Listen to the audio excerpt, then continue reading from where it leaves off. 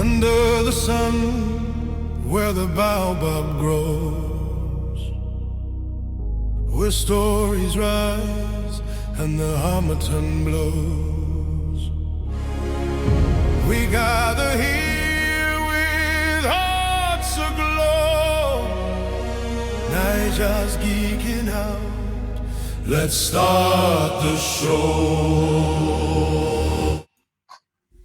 Hello and welcome to Nigel's Kicking Out. This is episode 280. Wow, that's a lot. It's been, if you look at it, it's been almost over how many years now? 280. Oh, well. There's a lot of episodes. It's a lot of episodes. But yeah, we are back again and consistently. Kex, how are you doing? I'm good today. I'm good. It's good to be back. How's things? It's good to be back. Yeah, we missed you last week. Thankfully, you're not around, and we're very happy. Thankfully. It was a very peaceful podcast. Yeah, like peaceful podcasts are not our bread and butter. Yes. Yeah. But Dako, how are you doing? Yeah, I'm okay. I'm okay. It's a pretty peaceful week. So long may it continue. Long may it continue. Long may it continue. Yes. More peace? You want peace? Why? Yeah. It's some certain types of peace. Yeah. It's not every day boost bass. I mean, obviously, it's not all peaceful in the world. I mean, people are being mad. People are being mad, unfortunately. But yeah. Our listeners don't join for peace. That one. What are you doing? Okay. Yeah, fair enough. But this week, we saw the return of another show. We are getting a lot of content so far. Daredevil Born Again Season 2 returns with the first episode. Yeah. Yep. Invincible Season 4 dropped a very unique episode as well. Yep. Yeah. Supergirl did a teaser to a trailer that dropped today. The trailer is dropping tomorrow. We will talk about that as well. And then, there are rumors about the budget of that movie that we will need to address. Yes. Yeah. But let's start with that in the first place, Supergirl, and what that means for the overall DCU going forward. It has there've been reports, rumors, not confirmed, that it has a budget of 100 million. The most concrete evidence I can find of this is James Gunn denying the budget of 200 million, suggesting it might be lower than that. But then we are getting people saying that it might be around 100 million. People like James Campier was reporting on this as a rumor. Yeah. But this is going to be weird. I don't think it can be 100 million. I don't think it can be 100 million. Okay. Not for what they're trying to do. I mean, we're talking about forget. We know AI is doing all kinds of magic, but if this movie is going to be put up on IMAX, the quality has to be there, right? So we're talking about, forget the cosmic element of it, the spacefaring element of it, the extraterrestrial, let's say extraterrestrial, like other planetary stuff, right? So we're going to have to build sets that look like other planets. We're going to talk about makeup and costume for aliens. We're talking about a dog that flies, a girl that flies, laser beams, and all of that good stuff. I mean, how is that possible? I remember that Supergirl's, the storyline takes place across multiple locations. Yes, like it's basically an odyssey for her. Yes. Yeah.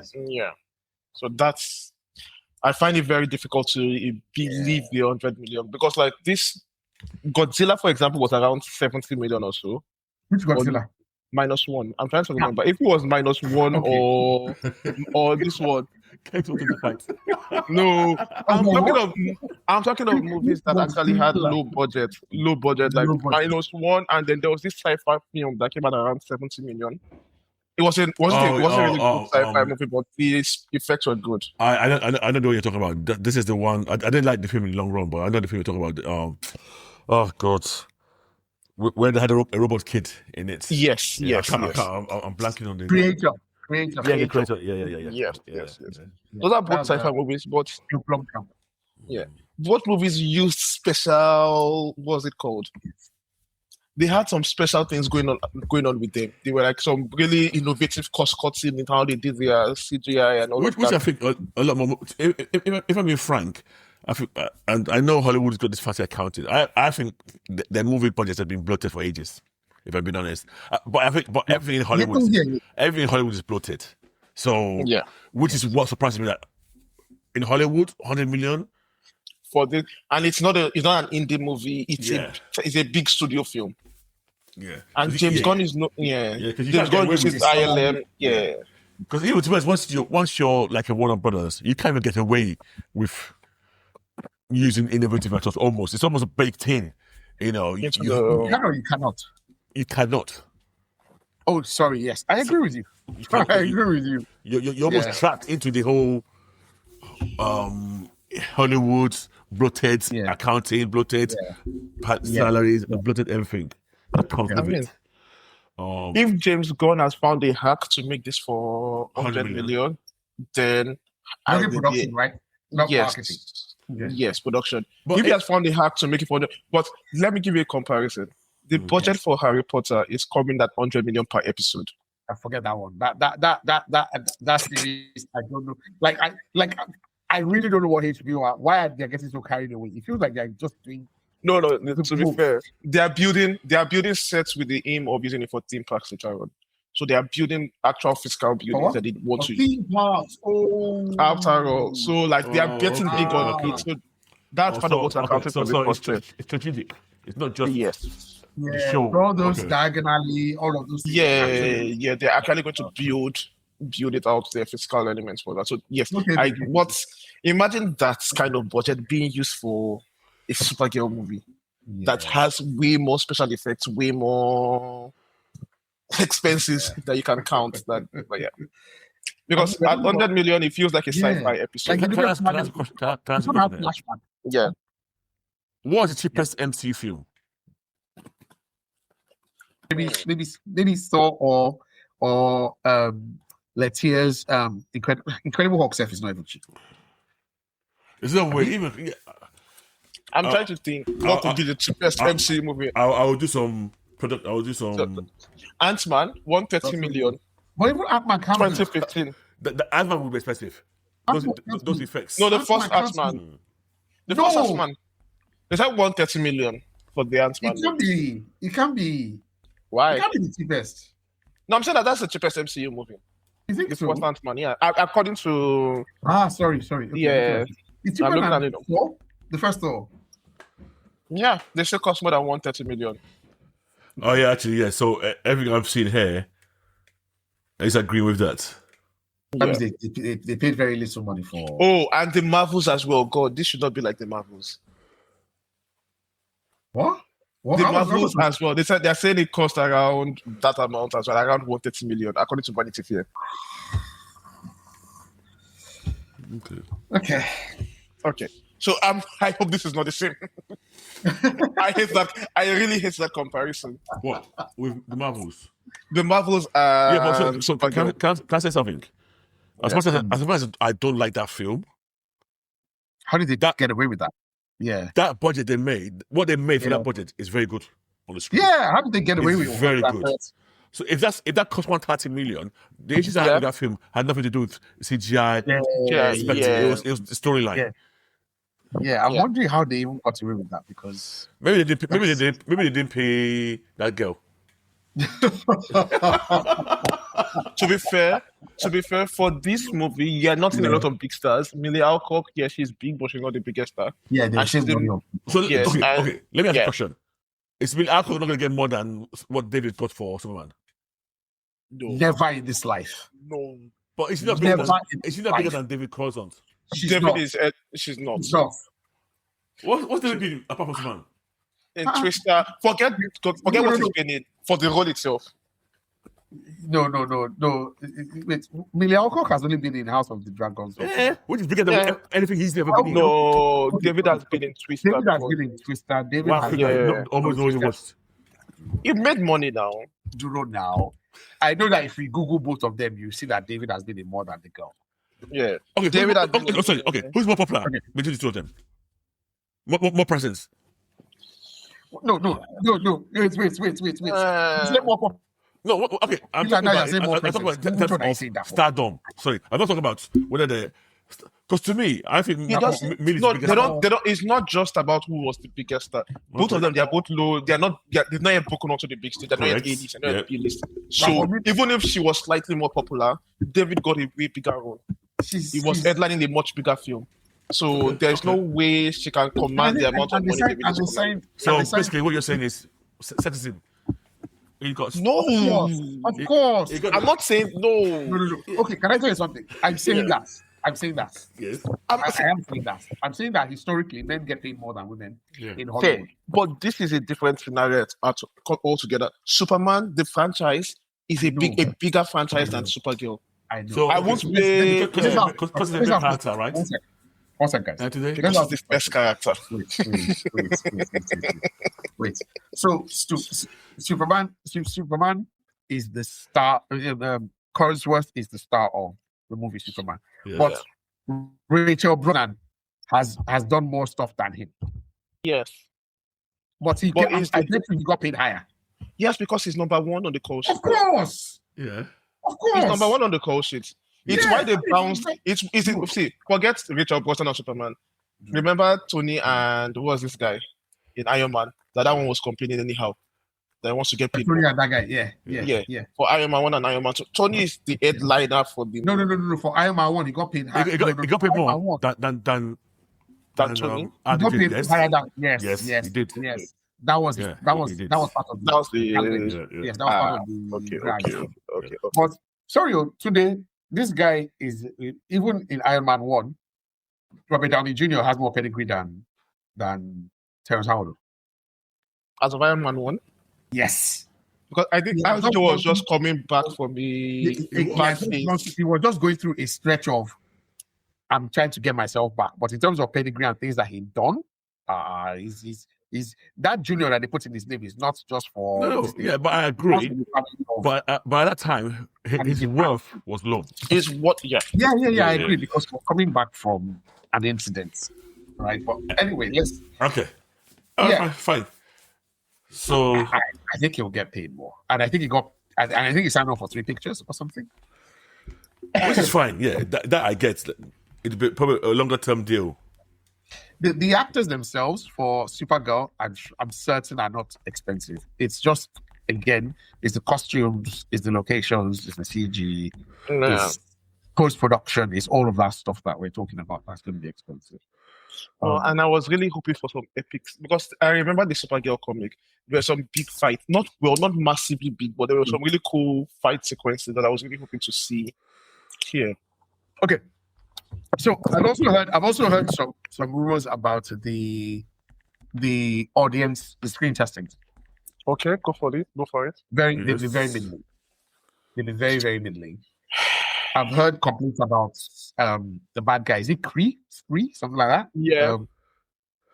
That not very convincing. I've heard that they've had to do some reshoots, which is fine. Is fine. They probably even do multiple reshoots in these things. That's the standard now stuff that they will expect to do. But there have been the screen testings, the rumors from that is not particularly engaging. And they say this guy Lobo is very good, but he's there for a short amount of time. Yeah. Morris Lobo is very good, but and of course we know he's not going to be there for the long term. But yeah, I don't know, guys. I don't know. No, to be fair, the comic was because I can see where they're coming from, even if they adapt the story correctly. The Kree guy in the book, he wasn't a guy that could face Supergirl believably.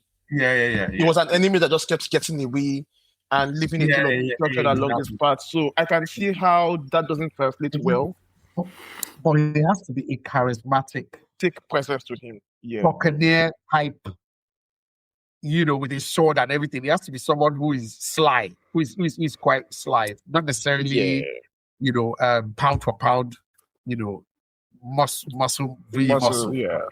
I was, when they first said Lobo was in this film, I was hoping they were replacing the bad guy with Lobo. It would change the story significantly. Right, guys. Just to go back to that discussion we had. Okay. The consequence for Superman got paid $750. Yep.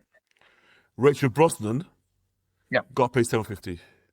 750,000. Yes, Yeah, thousand. They fair. both got the same amount. And they're saying, For what? For Superman?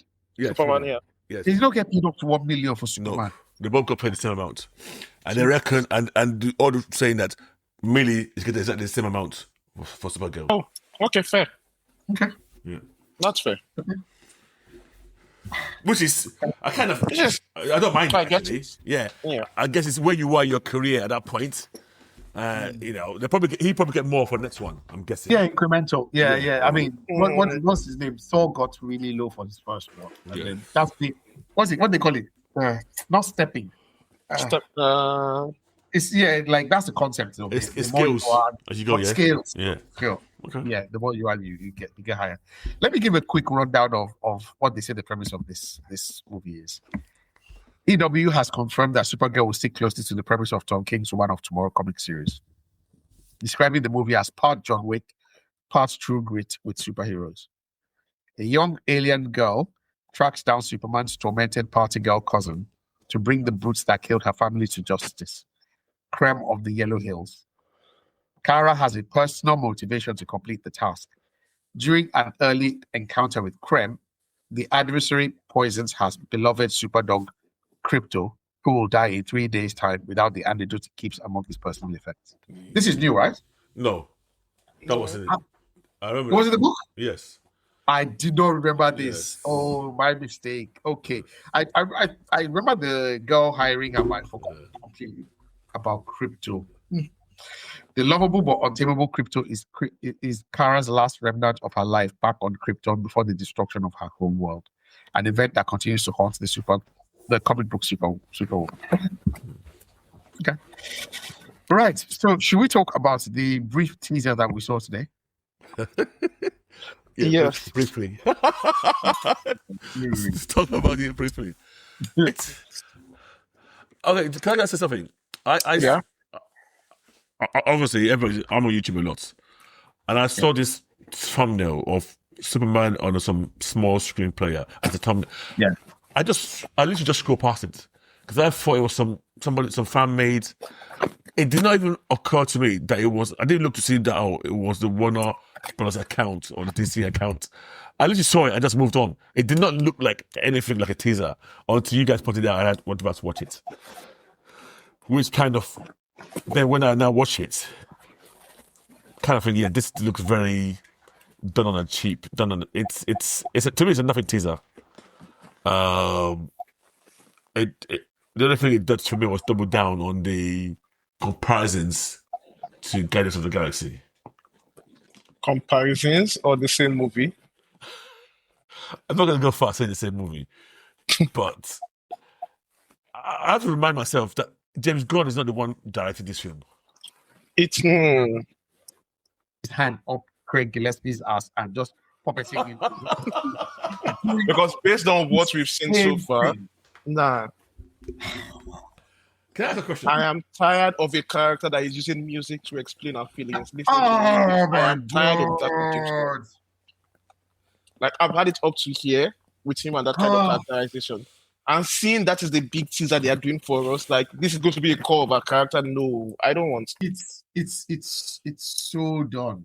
Yes, It's so there are done. so many other ways you can characterize a person without music. It's the same. It's the same thing in the 90s when they were using like slow-mo John Wick's John Woo, two guns, Yeah. dogs, Yeah. all of Yeah, that yeah, stuff. yeah. Like it's so played, it's so done. By the end of Guardians of the Galaxy 3, I don't know if you guys remember, but we talked about it and we said the only thing we will say changing that movie is maybe not the only thing. Not the only thing. Reduce But the the music. music cut. The music was a character. And you can do and that's why, man, God. The more I think about the Batman, the more I actually realize I really like that film. And I know you guys thought it was okay, but I really like that film because Gotham felt like a character that they didn't have to use. The score was very. I still remember the Ave Maria in the Batman. At the start, yes. Yes. When he was, I think I was looking in the what's that thing called, binoculars or something across them. Yeah. It's great score in that film. But now it just feels like everything we watch, the 80s, 90s, or some sort of pop or some what's that thing called, like underground music group, whether it's the I can't remember this. Punk rock for Superman. I'm still thinking of Superman one, and I was like, people are not defined just by their music taste. And I think he does a disservice to. So when it comes to Guardians of the Galaxy, because when he started out, he started with the music.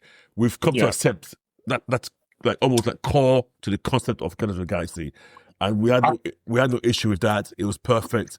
Boom. We can rock with it. Yeah. But then, hang on a minute. Okay, you're doing similar with the Peacemaker. All of a sudden, we have to. These pictures. What's going on? Then you're doing it. Then with Superman, you inserted your music choices, your punk rock. Okay, I've never ever associated Superman with punk rock with anything to do any type of music. If I've been honest, it's not it's scored about music. Yes. It's like the only music you associate with Superman is the iconic score in the background. Yeah. But you did the James Gunn thing. And now you're doing the game. I don't mind.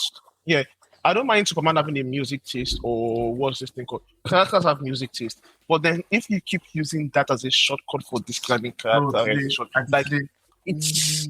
Yeah, it doesn't work. And to be honest, it's like Superman doesn't need to. Superman doesn't say the Superman doesn't need to go and punk rock. You can have punk rock in the background. He doesn't need to be talking about it. It was shoehorned in. And even when they tried to explain it wasn't organic. Yes. Yeah. It's shoehorned in. And then the Peacemaker season 2 with the 2 music episodes. Yeah. It was 2 music videos like that. Yeah. In a way, it's almost going the way of this idiot. Snyder? No, the guy. Oh God, why do I always remember this guy's name? The guy who directed the last 2 Thor films. Yeah. When you're giving the reins, and then you become more and more indulgent in life. You double down on the things you like without any control. And I think because you've been successful in the past, they're probably hesitant to tell you, "Okay, relax." Yeah. What Snyder is for slow-mo and visual symbolism. Gun is for music, and what it is for absurd comedy. It gets annoying. It does. It does. I mean, it does. There are some bits I was just watching Superman, and I was like, didn't need to be there. Take that out. Talking about this teaser, it starts with a shot of Crypto in her spaceship. Yep. And I think she has like a floating beer bottle or something, and he licks a beer bottle. She's listening to, well, she's not even listening. I think she just passed out somewhere while we listen to a recording from Superman, her cousin, basically saying, "Look, I miss you. When are you going to come back home? Just checking in on you, blah, blah, blah, blah, blah." And then there's a shot of her listening to an iPod. Like was it an iPod video? It was an iPod video, right? Yeah. It's an iPod with the screen. Yeah. So she's listening to an iPod video, and it was so reminiscent of Star-Lord.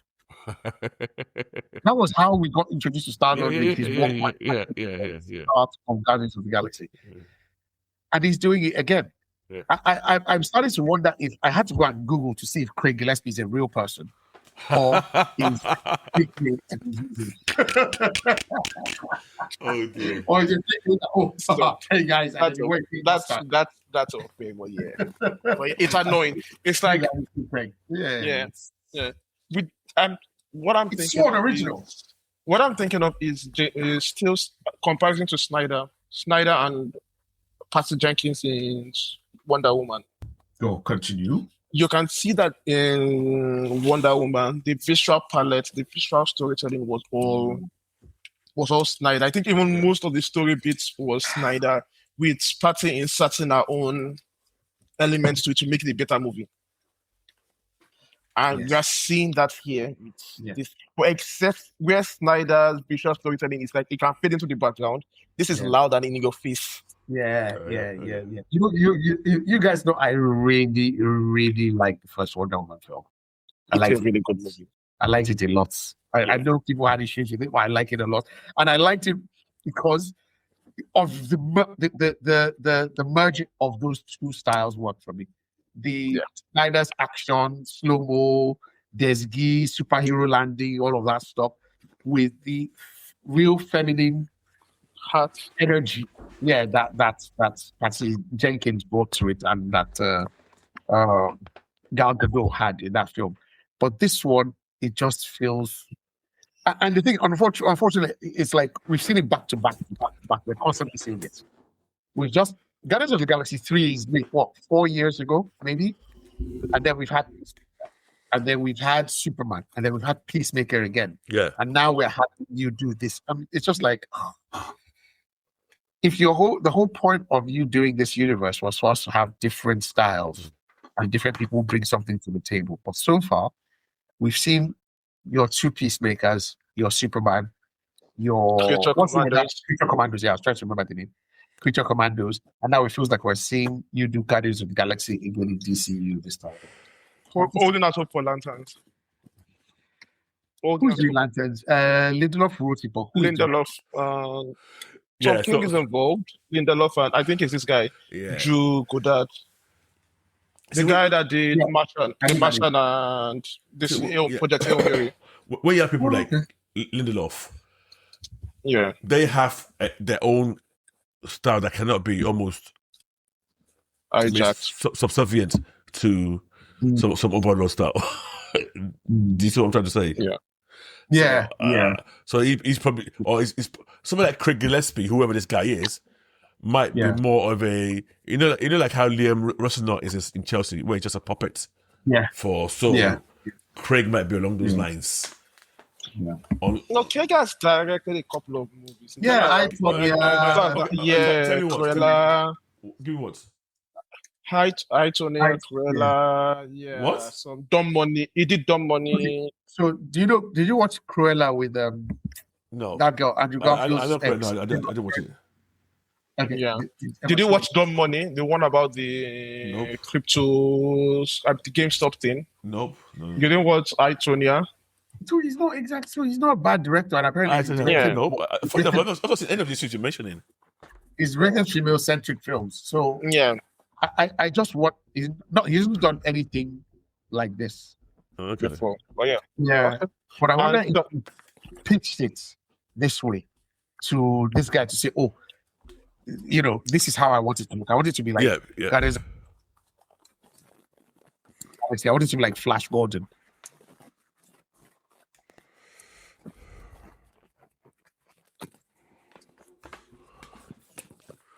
That's weird. I just look at this guy's filmography. I've not seen one.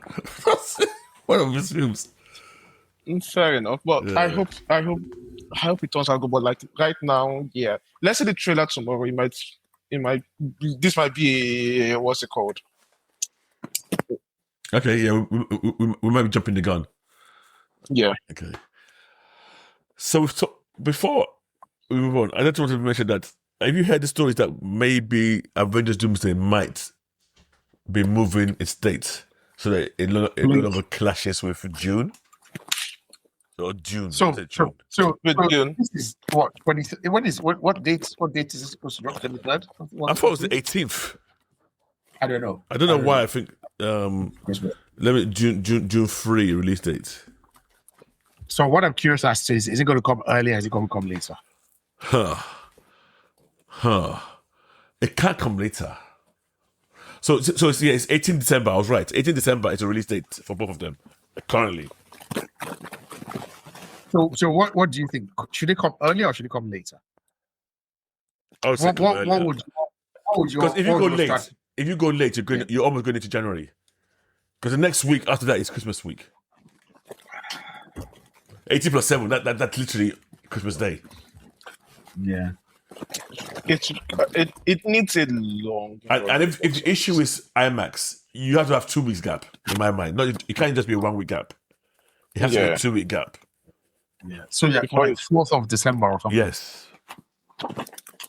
Yeah. It does. It does need to. It does need to. It needs a long run to be quite honest. Yeah, because imagine coming earlier and then your box office just cut short because all your audiences are going for Dune.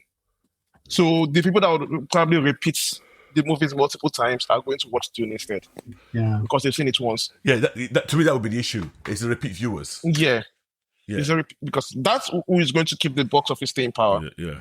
People going multiple times to see the movie. But if you are coming earlier, even if it's 2 weeks earlier, you are losing those repeat viewers for sure. Oh I mean, yeah, for sure. For me, It's not even. so for me, I Sorry. would normally I wouldn't even care when Dune is. I would just watch Doomsday as many times as I want, and then I watch Dune. But if I now am aware that Dune, I'm going to lose watching Dune in the IMAX, that's what will stop me. Because if I'm going to watch Dune, I want to watch it in the IMAX. Yeah. So if I was to find out, it's going to be the IMAX for this week, but if you don't watch it that week, it's gone. I would then I will stop. I pause it. Listen. I've watched Dune twice already. Let me quickly go and watch. But to be honest, I could actually firm not watching Dune in IMAX. But the fact remains that but the fact remains that is even if let's say they've got hypothetically, let's say a cinema has got 5 IMAX screens and they're showing Avengers, let's say they're showing Doomsday on 4 and Dune on 1. That's still one more screen that IMAX needs, that Doomsday needs. Yeah. Well, so can I ask a question? When you said a cinema is showing it on 5 IMAXs, what do you mean by that? No, Yeah, they have five screens. most cinemas just There's have no one cinema IMAX. that has one IMAX screen. One IMAX, No cinema. Yeah. Maybe You can refer to cinema chains, but yeah, cinemas is just one big IMAX. Yeah, screen. they normally have. I've never seen any that has got two IMAX. They all have one. So that's the biggest issue. That is the biggest issue. Okay, but theoretically, look at it this way then. Yep. That means that if I had 6, if I could show it 6 times, or I could show it, 8 times a day, right? Once Dune comes, I thought which Dune will want to show it 2-3 times a day. Can I make it? Dune will want to show it 6 times a day because they want to maximize. And my point being that they will lose no matter what. And the deal is not when you make the deals, you cannot tell them that we're showing it in the afternoon. I have the IMAX. They take it for the whole run of a week or what is 2 weeks. Yeah, it's gonna be yeah. And Dune has some of the biggest. Does that mean that once Dune comes out, Doomsday will no longer be available in IMAX? Correct. Yeah, if it's coming earlier. Sure. Yes. They locked it down. They locked down the IMAX. Yes. I don't know what Magic Zaslav did, or the team at Warner Bros. They locked down IMAX. They're not the first film I've heard that. That's what films do. They all lock out. They all lock down IMAX. Yeah. Wow. Because it's bigger money as well. The take by default is way bigger. I know. Yeah. I'm pretty sure Barbenheimer was because Barbie was not on IMAX. Yes. It was Oppenheimer that was IMAX. Yeah. And can I tell you something now? If I can't watch Dune 3 in IMAX in the cinema, I can guarantee you I'll be watching the TV when it comes out. No. I will. That's you. Yeah. You are part of the. I'm saying me. That's that's not a representative thing because I know a lot of people that want to see Dune 3. Yeah, I know, but I'm not. I want to watch it, but I'm not. I like Dune more because it's a very great visual spectacle, and I want to see to see the full glory of it on IMAX. Well, yeah, Dune. I won the IMAX. Yeah, part of this I think definitely more Doomsday for me. Yeah, maybe they should move Doomsday Doomsday up to Thanksgiving or something. When is Thanksgiving again in America? November. Yeah, it's normally November, which is not bad. It's not bad timing. Is what? It's not What bad. is that? It's not bad timing. Yeah. What, November? Yeah. Yeah, it's not. Well, yeah. Move it up to November. Let it get that Or 1 month. even if 18, even 2 weeks before, if you start on the 4th, I'm still Don't do 2 weeks before. 2 weeks is too short, though. It's too short. 3 weeks before. I want at least a month before. It's really, 2 weeks is. Yeah, because Well, these I two think movies what- are going to be big on their rewatch, like how low they drop. That's where they're going to make most of their money. How that long the did they drop say is not this movie significant. is? Like 2 hours 40, something like that. So each day, say, they don't have that many. They don't have that many showings. True, in a day. yeah. So And 2 somebody, weeks is somebody said that really they. Am I misreading this? Maybe that's something else. They start intermissions into movies now. Oh yeah, I watched one of these movies this week, and I had intermissions in my movie. I was like, okay, that's interesting. It was like a 10-minute intermission. Yeah. Yeah. Get some more concessions. Yeah, it's not a bad idea. Okay. Okay, cool. So we'll see what they're going to move it to. Yeah. That is serious bully tactics. That's serious bully tactics. Okay. Yeah. Okay, so moving on to what came out last week. We'll start with for content in terms of Invincible episode 4. Sorry, just before you move on, did we talk about Powers, the show that they want to, the couple that they want to? Yeah, we talked about it last week. Yeah, we did. Yes. Okay, sorry. Yeah. So Invincible episode 4, it's a completely filler episode. Like in the real depth, not working with. I won't call it a filler episode, but it's a side quest completely from the main storyline. It's an original story that was never in the comics before. Yeah, so it makes it feel very different for everybody watching it for the first time. It's basically Invincible's excursion to hell. Yes. Now, if you remember in season 1, the demon that was investigating was banished back to hell. Yeah, this continues that storyline here. And in this episode, they summon Invincible to come and help them fight with Satan against the monsters from the previous age. Apparently, they go into some lore building of what the Earth was, that they've been 5 ages with monsters ruling one particular age, and age they don't talk about, and then the devils ruling the current age, the last age before the humans came, and that all the weird sci-fi monsters Invincible has been fighting are remnants from the previous age. So all those big magical monsters kaijus that managed to injure them, they're like the remnants from the previous age. That's like what they're trying to explain. And for Invincible, they try to tie in the storyline of him killing and not killing into this episode. Like, when is it right to kill, dealing with that guilt. Because the devils, they claim that they are torturing these monsters to prevent them from attacking Earth, which is a good thing. Yes.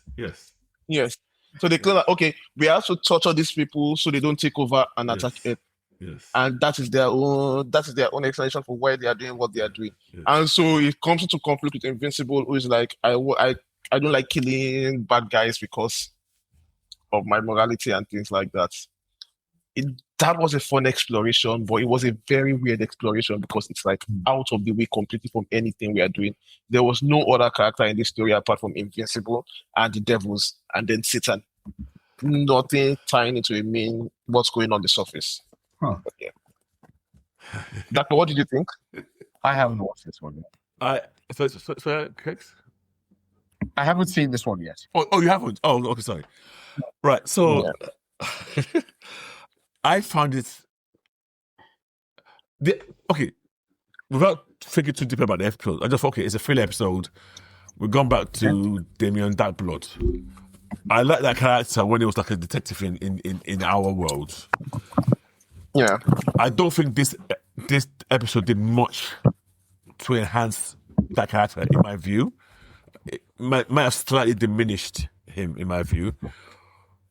But I found it very weird, the philosophy of this episode. Not the torturing, not the thingy, but the fact that they made a point to say Satan exists, but he's just somebody who lives basically below us, near the magma level of Earth. So obviously that's the heat, the hell. I get all that.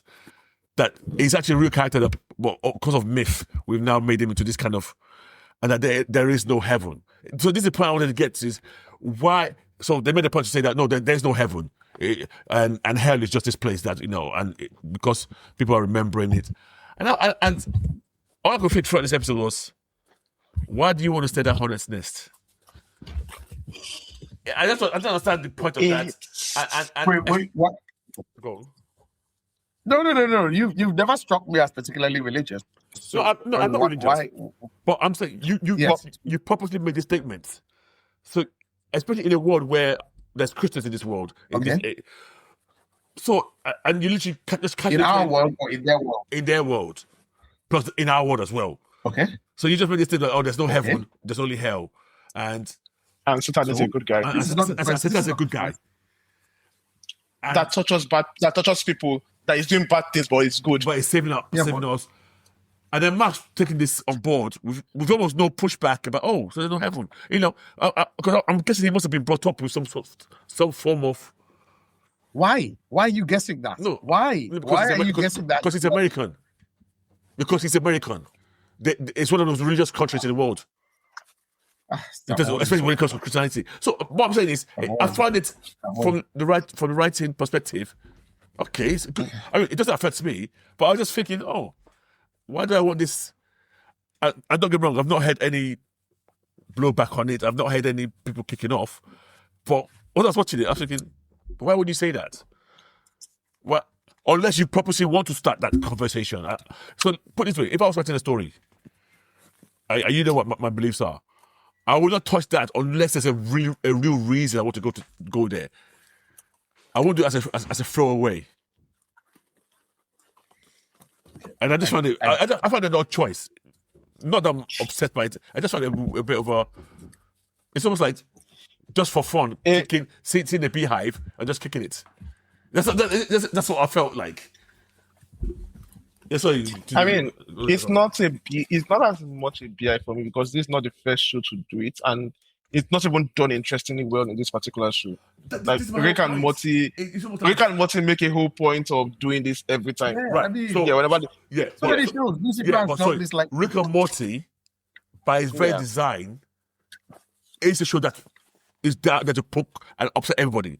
That's the reason the girl is part. Yeah. So I actually expected it was Rick and Morty. In this show, I just thought, okay, we're going there. I was less bothered about the religious elements and more bothered about the morality elements, and because I found what they were trying to say. I love that. Very weird. I love that aspect of it. Like, I found that aspect of it I'm not sure I agree with this messaging they are doing here, or I agree with the template of the storyline they're trying to do here.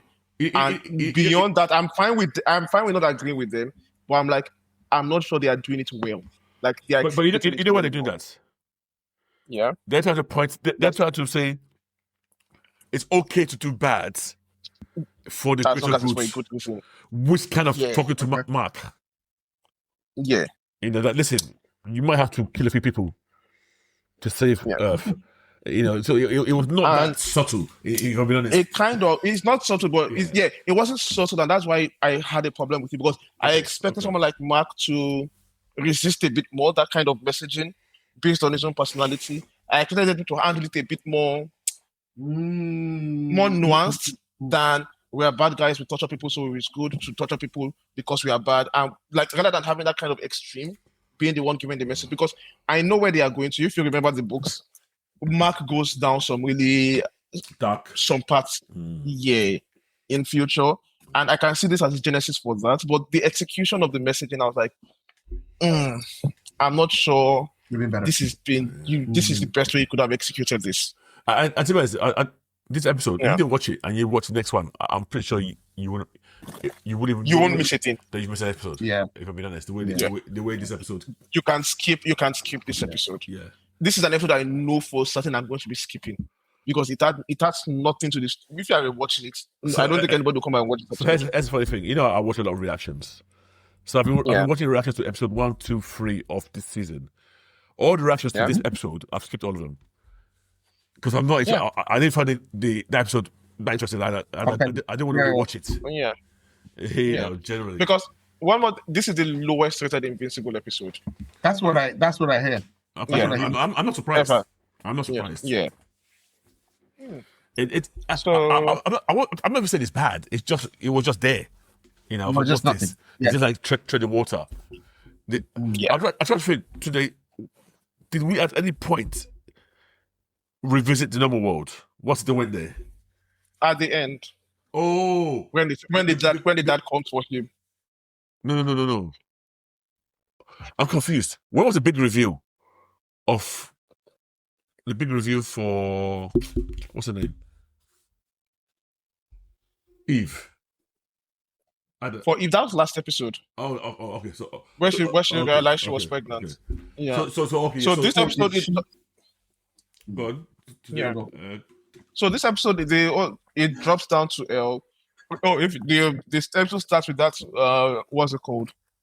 The Pharaoh that keeps trying to escape the tomb. Oh yeah. The Egyptian. I can say Egyptian. Yeah. The Egyptian ghost. He finally picks a woman, Yeah. and he's fine with it. That's the rebel. But then Invisible drops down to hell, and then when he's back, his dad is here with. Oh yeah, that we need you. Yeah. That we need you, Yeah. and that's where it ends.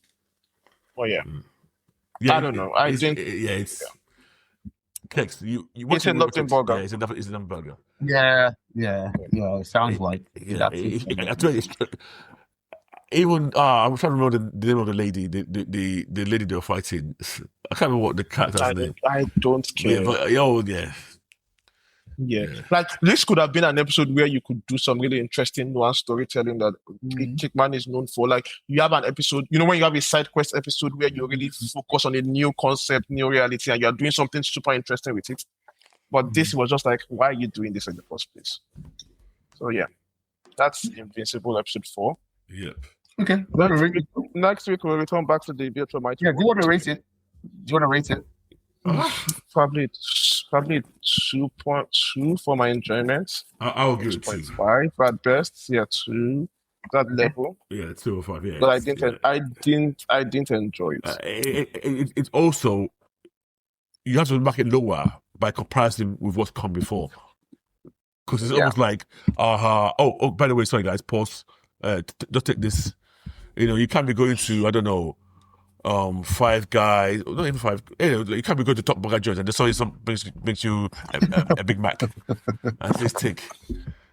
So yeah. But yeah, that is Invincible episode 4. Not a great start, but yeah. Moving on, Daredevil season 2 episode 1. Yes.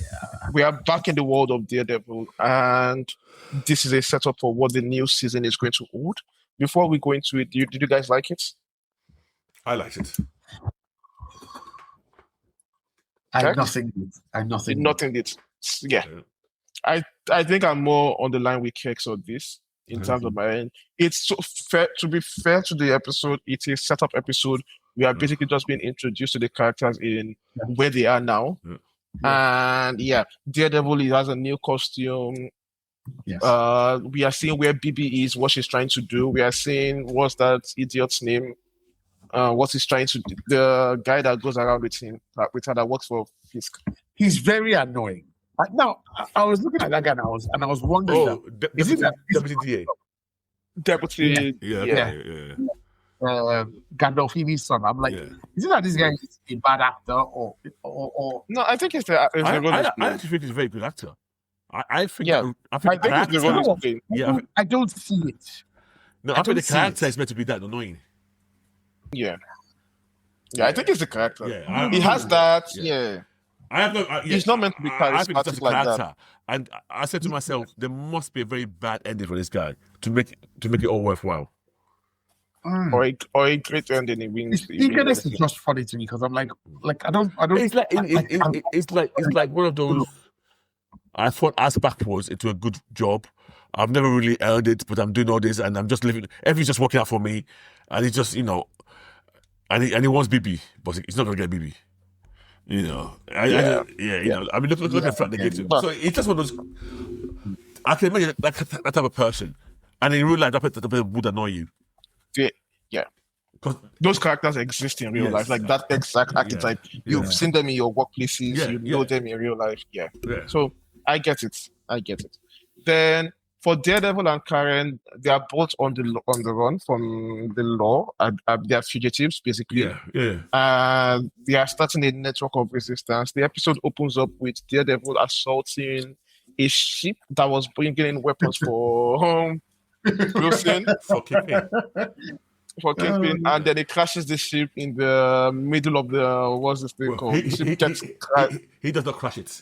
Actually, the captain crashes it because they were told to. I mean, that is like the worst thing to tell someone to do, and they don't know whatever. The weapons are just basically lying out there. I get the logic, but it failed. They failed in the fully capsizing because it didn't go down all the way down and it was stuck halfway. So it's blocking blocking access for other ships as well. So it's like a double it's like two double jeopardy, really. You got these guns that can be recovered, which would be not good for Wilson Fisk. And then you also got the fact that it's disrupting other sea traffic. Yeah. I think one thing that struck me as very funny in this episode was when Daredevil and Karen were surprised that Wilson blamed them for it. That this happened. They're like, oh no, whatever we do to him, it comes back and it spins and it gets back. I'm like, what did you expect he would say happened to the boat? You think he will come out and say, oh, my boat of guns got attacked by Daredevil and so...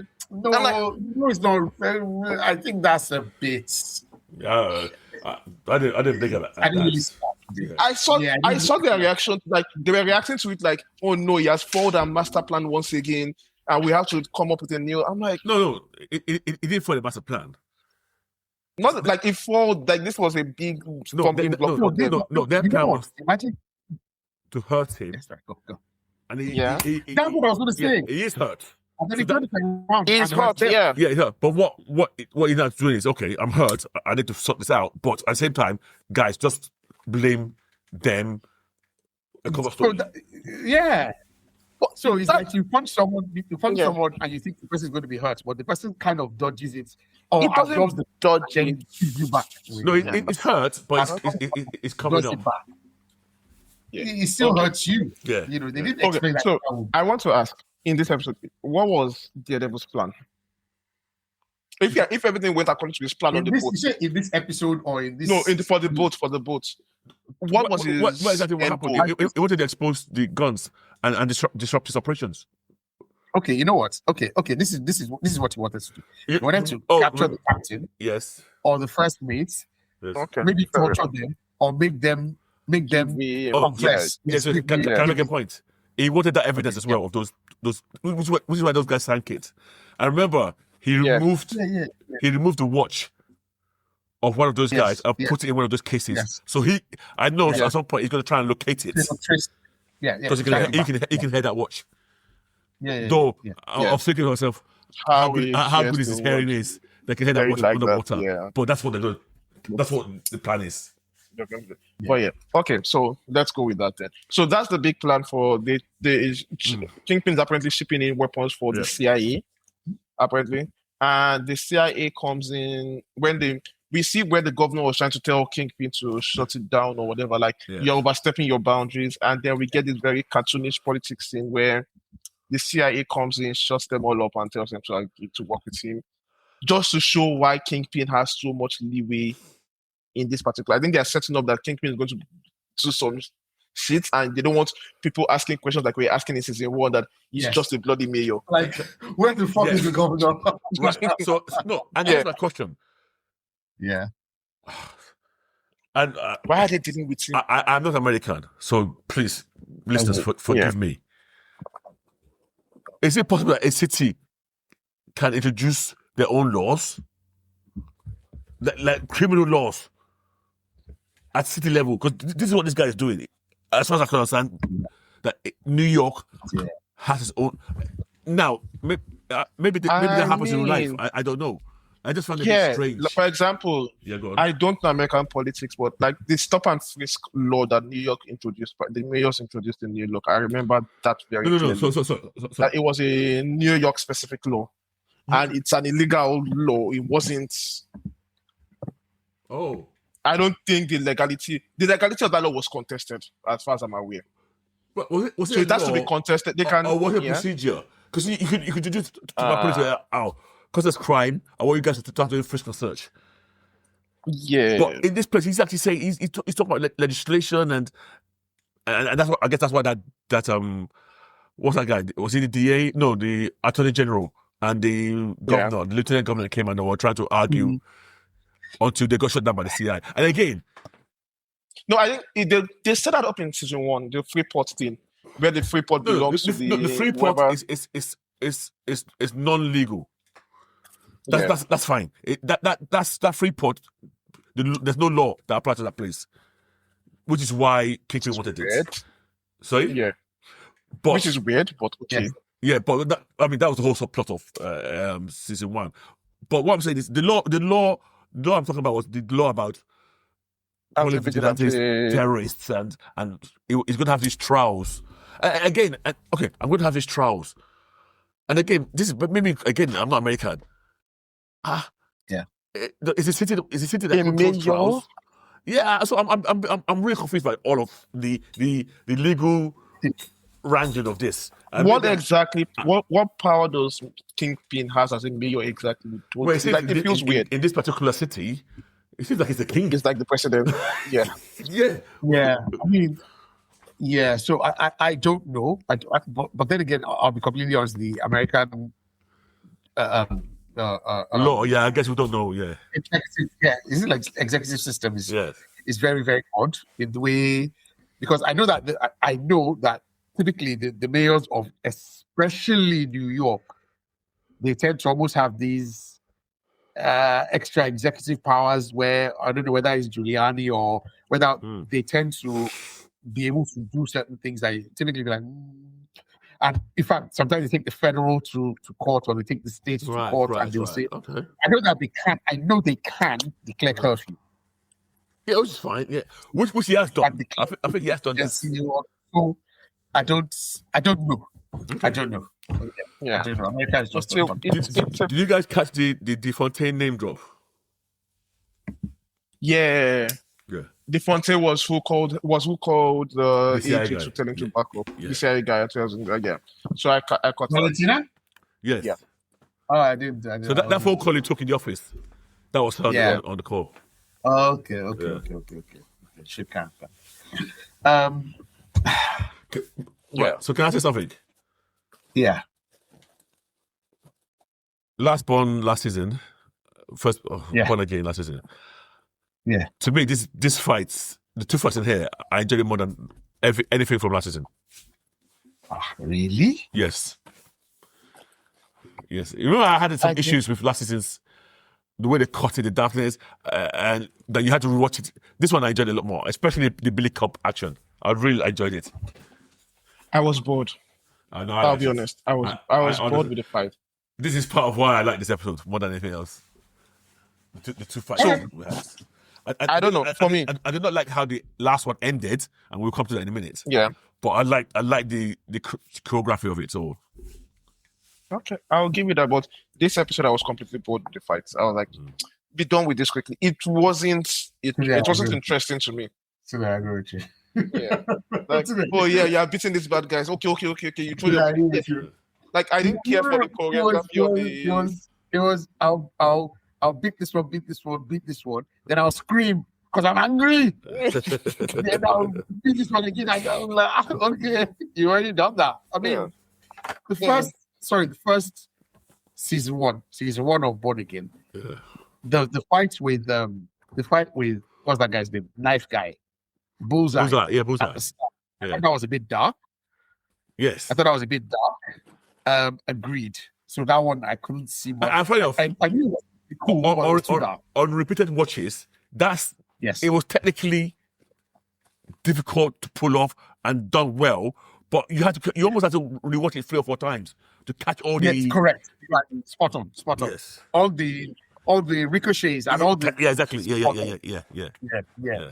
So the one he had with Muse in the sewer, I liked that fight. I like that fight a lot. I remember that fight. Yeah. Yeah, where there was even the part that Hughes was trying to run and he threw his Billy Club to like, Yeah. you're not going anywhere.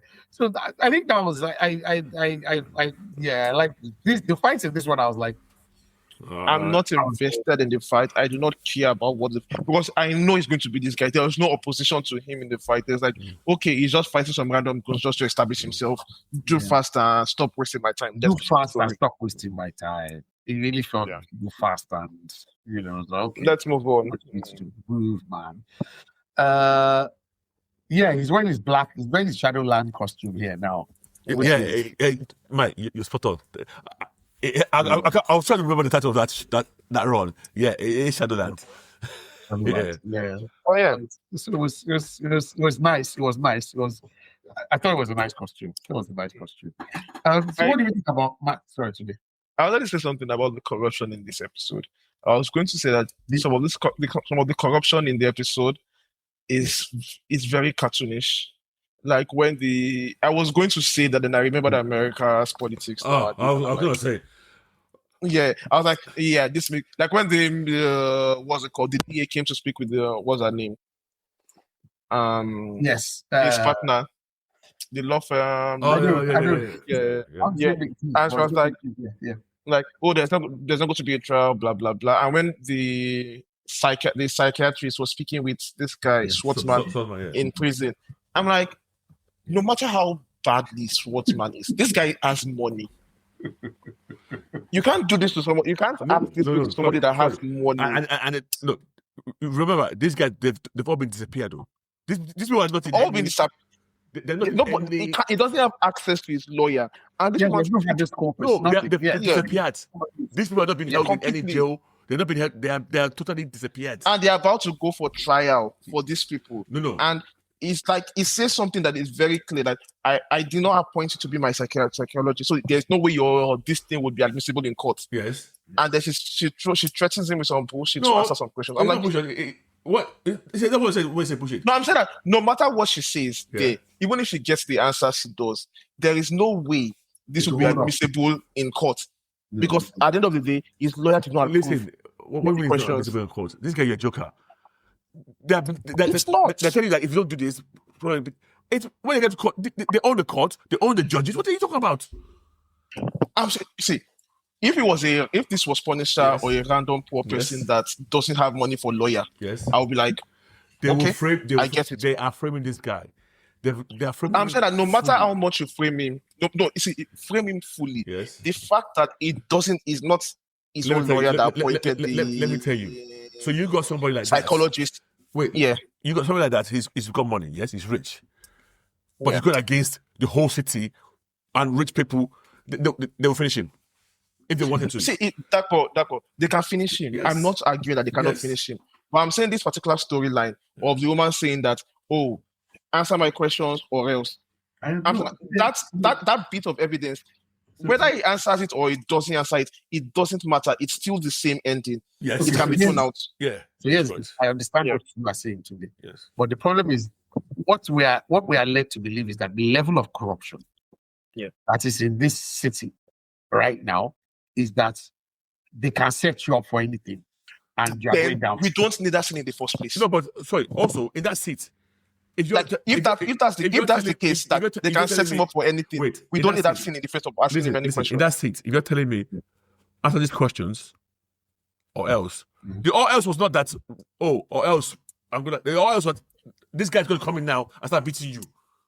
I know. But today's point is that yes, there's no point in asking him. Just fill out the form. Like said, they're not BTS. You're writing it down. You're not even like pressing the record when it's answering.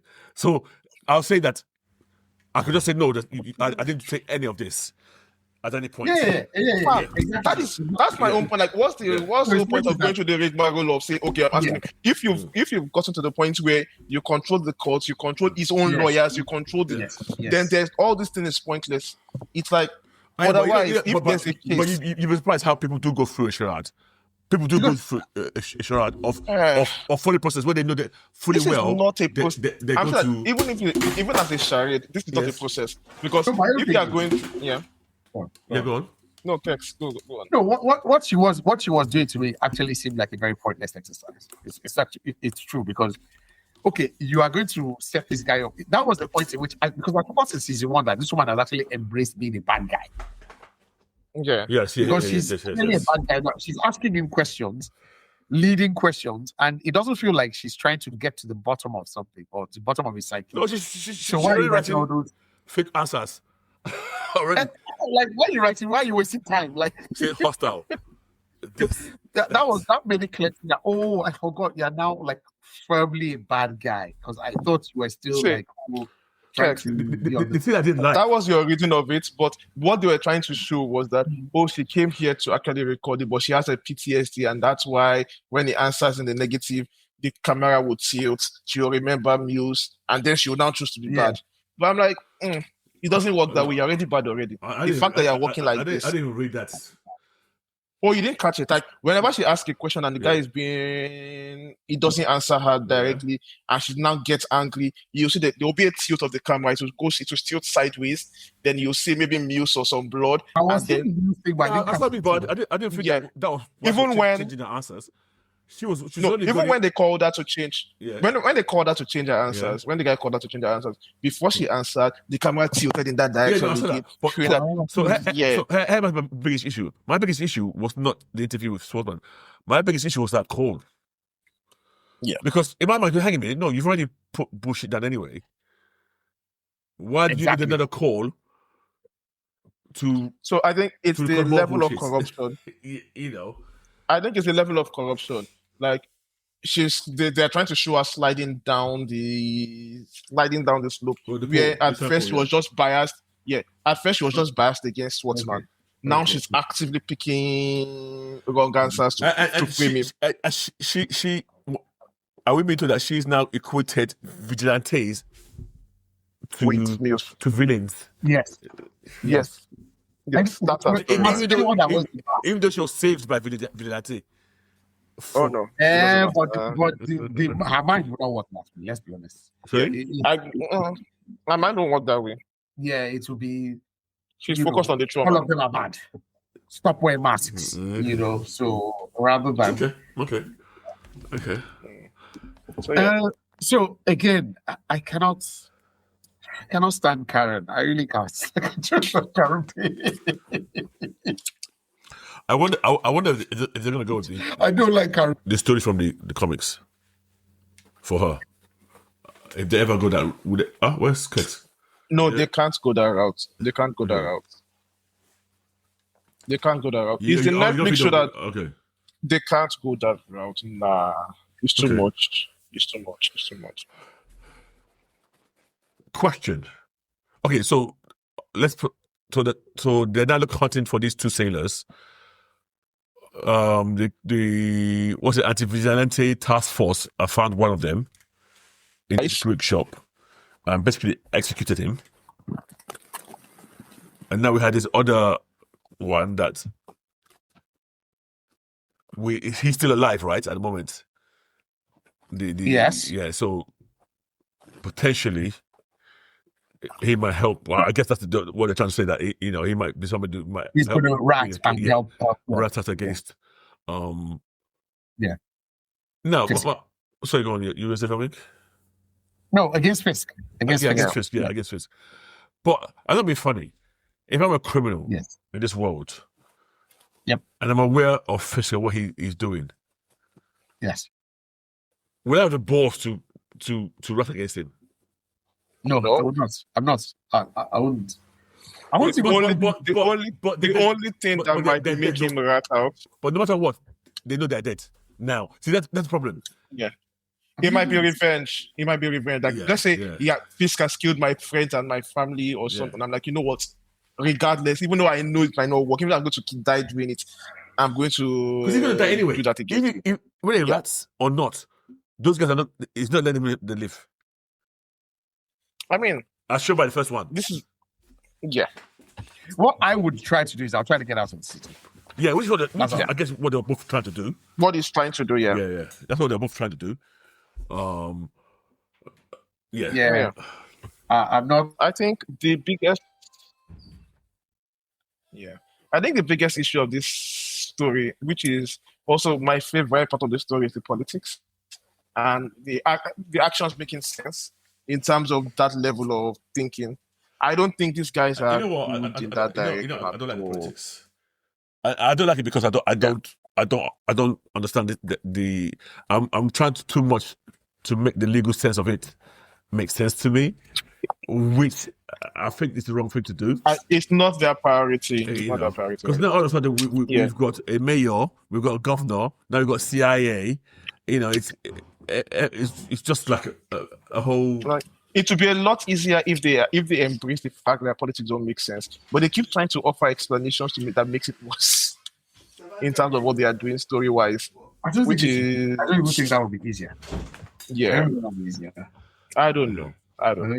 But yeah, because I see a lot of problems with like the legal storyline going forward, how they're going to bring down Fisk legally and morally going forward. I don't know. I don't see how that is going to.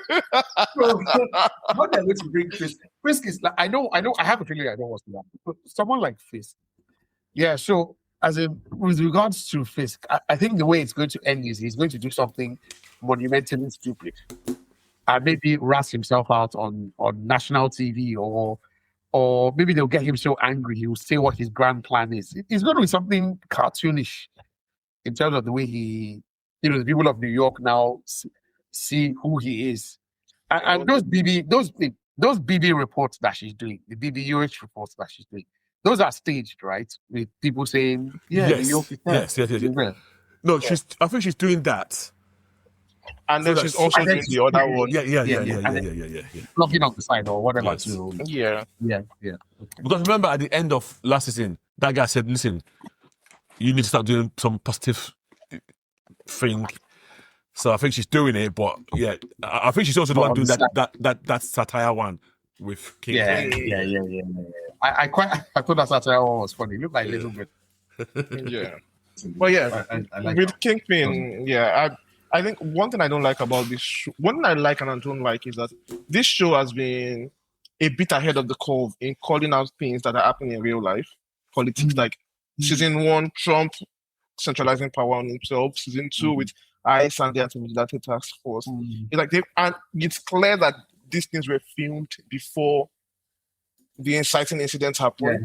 Yeah. So, but it's so annoying that they cannot take advantage of that steady great story with this thing. Yeah. It's like you have these good ideas, but you don't execute them well enough.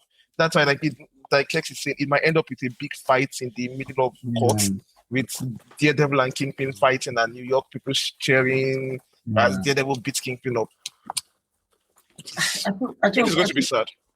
Yeah, I was watching the episode and I just couldn't get into it. And I feel really bad. I don't know what the blocker was. Now, I would say this though. Some people have watched the episodes the entire season.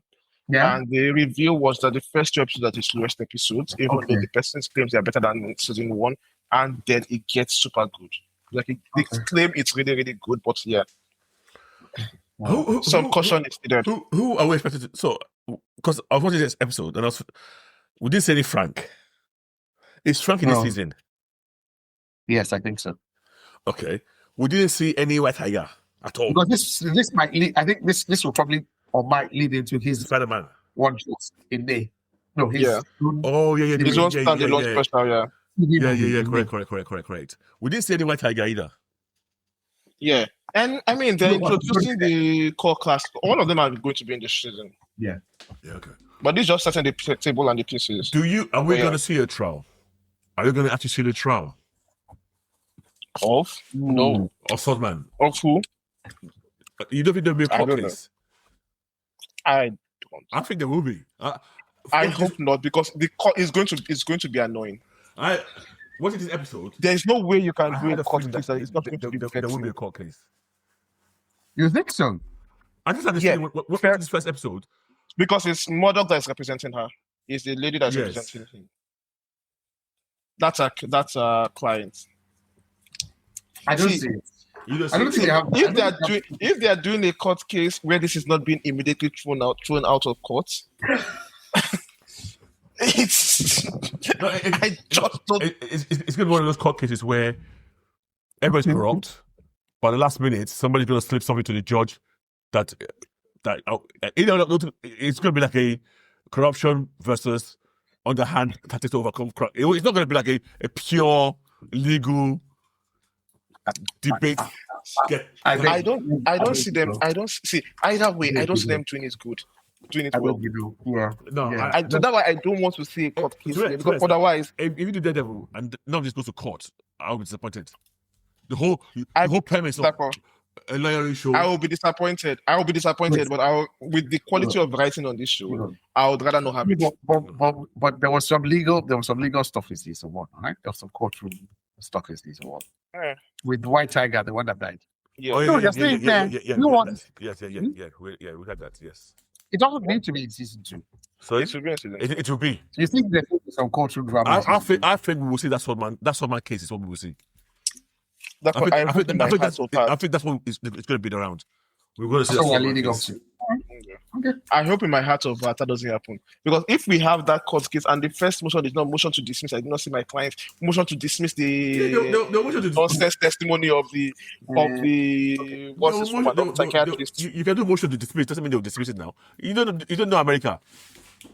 Listen, No, I get it, but I don't see this show properly. I think this show will just go along with it and have her fight a very stupid case without doing all of this. That it will be one of those weird law cases where you're wondering, why is your lawyer being so stupid? Or why are they not saying these obvious things that are wrong?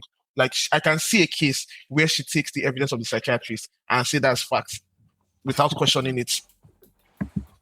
So no, they should not do a law case. I don't see them executing this well at all. I really don't, Taco. sorry, I want it. I really don't. Yeah, want I it. know you want it, but it's the kind of thing that you watch and you complain. No, obviously, if I want it a good one. If they do a bad one, I will complain.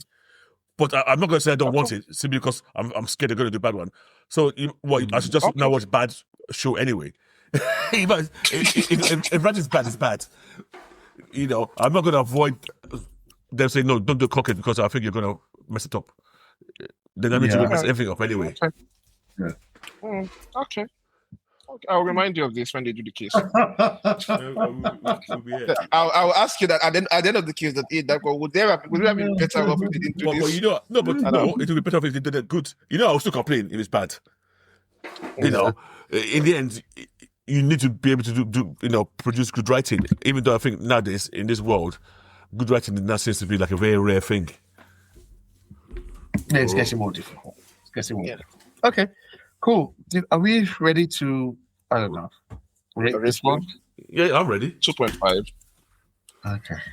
All right. Cakes. 2.5 out of 5 stars. I didn't find anything to wow me. I could have skipped the whole episode. I didn't find anything to wow me. I think maybe the only thing I liked, and I rewound it 2 or 3 times, was the bullseye shooting. Ricochet. That was probably the only thing I really liked. I was like, okay, more of that. I think at this point, he might be like the person that I'm looking forward to the most. But, as a whole, Matt doing his own punch, Vex. I'm a bit tired of it. I don't like Karen. I'm looking at You've never liked Karen. I haven't. Apparently that woman has Karen. I'm like, but yeah, guys, no. Yeah, 2.5 out of 5. Okay. For me, I like this episode, so I'll give it a 3.5. 3.5. Yes. Okay. Yeah, I gave it a 2.5. It's about you. 2.5, yeah. Oh, you already rated it. Sorry, I didn't realize. Yeah. All right, then. Right. Okay, so next week, what do we got? Still Daredevil, Invincible. And Invincible. Yeah. And we'll have feedback on the Supergirl trailer. Yeah. I do feel like this. But before we go, anybody reading any interesting comics? Got any interesting comics this week? I've been reading Annihilation, so nothing new. I'm really, really behind. Really behind. Trying to think what I've been reading this week. I can't remember the top of my head. I know I've been reading. I read too much sometimes, and a lot of it sometimes blurs. but I don't think there's Yeah. anything that stood out to So you this week, me. okay? Yeah. Today, you? No. I was trying to catch up on what's it called? Absolute Green. No, not Green Lantern. Martian Manhunter. I was Okay. finishing it up the Okay. issues I had. I feel I've got Yeah. one issue of the new ones to read. That's about Yeah. it. Okay. Okay, guys. Thank you very much for listening. This has been episode what 280. Yes. Now on 280. Remember to rate, like, subscribe. Yeah. That one. Oh, today. Sorry. See you later, guys. That's it. That one. And once again, guys, thanks for listening, and we will see you later.